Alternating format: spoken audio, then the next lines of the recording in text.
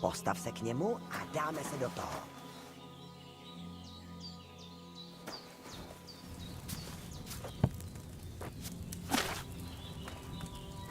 Nejdřív běž ke knize.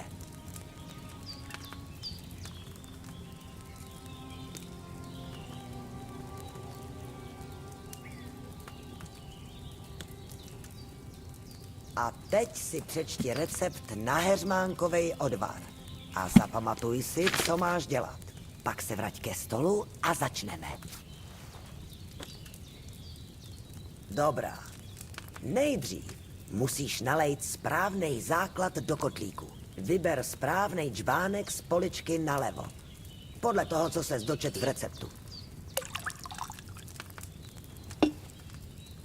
Tak, co jsi tam nalil? Tu kořalu. A předtím si sám dal co? Kořala tam nepřijde.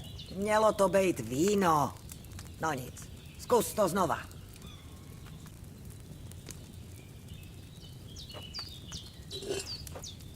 Na co čekáš? Nalij to tam.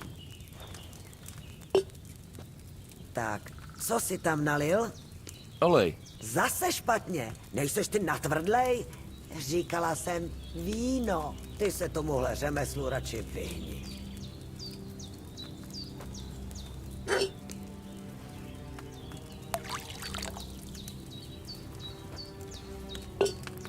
Tak, co jsi tam nalil? Vodu. Zase špatně? Nejseš ty natvrdlej? Říkala jsem víno. Ty se tomuhle řemeslu radši vyhni.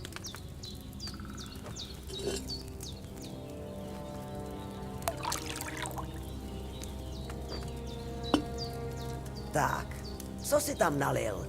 Neboj, dal jsem tam víno. Víckrát už tu samou chybu neudělám.